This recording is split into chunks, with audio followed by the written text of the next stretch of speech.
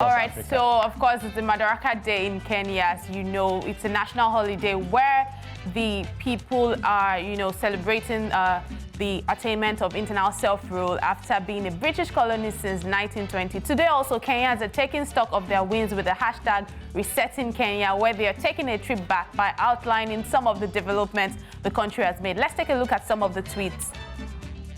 So that's one. It says the dream of our forefathers ahead of making Kenya's East Africa's economic hub is being translated into reality after 59 years of self-struggle, and that is, before and that's after. And let's take a look at more tweets on this. And that's one. It says, who thought that resetting Kenya would bring us all to a more developed country with state-of-the-art infrastructure, roads and railways and 58 years after independence? So that's a before in 1962 up there, and that's 2021 right there with tarred roads and everything. And that's a before of the railway track, and that's currently, a very beautiful railway track you have there. So those are some of the trends going on in Kenya. That's another one. Says this is a southern bypass that we have seen how it decongested the Mombasa Road, now Nairobi CBD and other towns. Such projects have greatly impacted our economy positively. And let's look at another tweet from Kenya in this regard. Say previously Kenya had no woman in high offices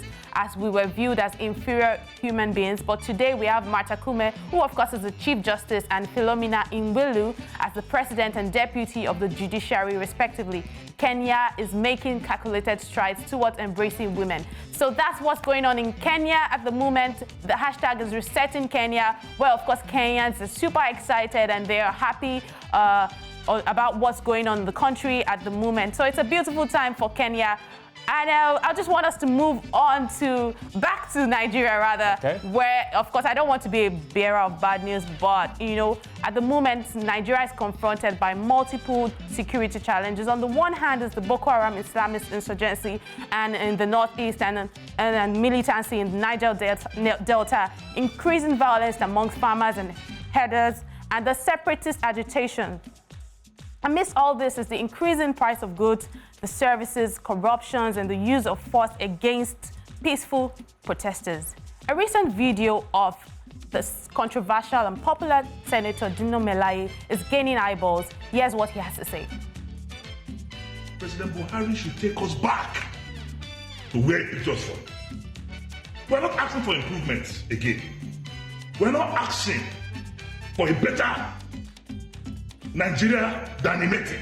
We're not asking for any better service.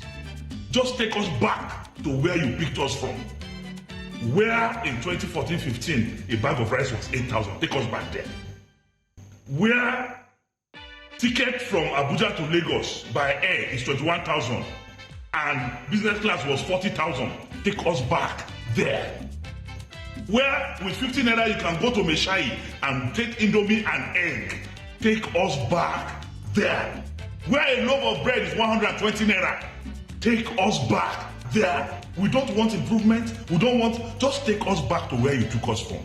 The spirit of error is in the air. We need to pray. God bless Nigeria. So there you have it. It says the spirit of error is in the air and we need to pray.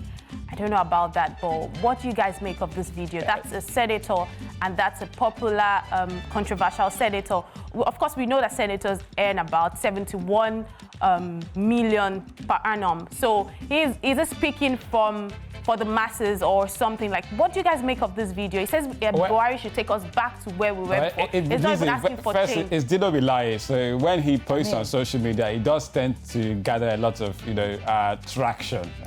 Because he has got a couple of salient points. But then again, he is part of a system. Many might look at it like, okay, we're pointing fingers at Buhari. The case of kettle and pots, basically, and that's it. Ooh, okay. All right, Elizabeth, thank you so much for giving us the latest across the continent, Africa. My pleasure.